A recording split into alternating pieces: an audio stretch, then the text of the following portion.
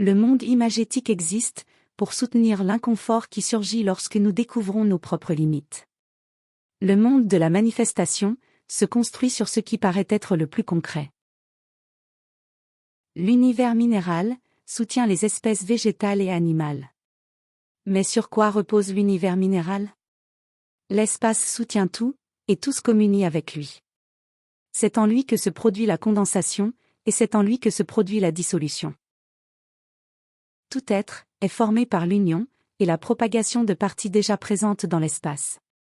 Chacune de ces parties possède un objectif et un temps déterminé pour agir. La naissance et la mort se résument à l'accomplissement de ces actions.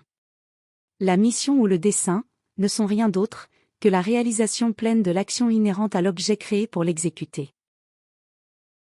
Tant que l'objet n'accomplit pas ce pourquoi il a été conçu, il ne retourne pas dissous dans l'espace. Ce que nous appelons un être concrétisé est un ensemble d'agents orientés, issus de l'expansion de l'espace. Tous agissent, chacun en son temps, accomplissant ce qui est programmé depuis l'impulsion initiale provenant de l'espace. La particularisation des êtres, leur division et leur composition, prend rarement en considération le simple objectif temporel. Le début, le milieu, et la fin de tout être en manifestation, peuvent être résumés par assemblage, action et désassemblage, vide, remplissage et vidage, inspiration, pause et expiration. Le temps n'existe que parce qu'il comptabilise l'action, et il n'existe que pour l'agent. Les agents se succèdent, et cela définit les concepts de fini et d'infini. L'action qui fait et défait un être engendre l'inconfort de l'ignorance quant au but de sa propre existence. Le monde imagétique est ce que l'être crée, avec l'assentiment de l'espace, afin de supporter ce qu'il ignore. Les créations de l'imagination servent cette finalité. Le néant, lorsqu'il est conceptualisé, devient source d'inconfort. La phrase « de la poussière nous sommes venus et à la poussière nous retournerons » tente d'atténuer cet inconfort, en traitant la poussière comme une substance primordiale.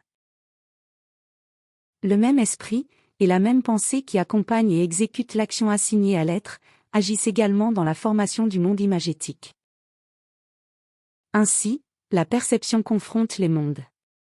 La science elle-même, qui cherche à les expliquer, naît du monde imagétique, ce qui paraît paradoxal.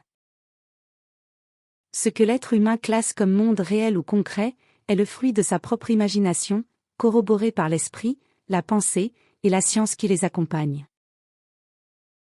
Pour l'être humain, il est nécessaire d'établir des fondements et des arguments qui justifient la création et sa propre existence. C'est avec la complicité de l'espace que cela devient possible. La créativité humaine s'étend précisément par la négation de sa propre capacité et de sa potentialité, ainsi que par l'acceptation d'être supérieur ou surnaturel. La classification des êtres et des espèces comme supérieurs ou inférieurs naît de l'incompréhension que chaque partie n'existe que pour composer une action qui, une fois réalisée, efface à la fois celui qui l'accomplit et l'acte lui-même. Telle est la relativité de l'existence que le temps révèle. L'émotion soutient le monde imagétique. C'est en lui que réside l'incapacité, et rien ne l'explique, bien que l'être s'y explique lui-même. À l'interface entre les mondes, se trouve la capacité partielle, limitée, la seule ayant le potentiel de transition, vers la capacité plénière, contenue dans l'espace inexplicable du monde imagétique.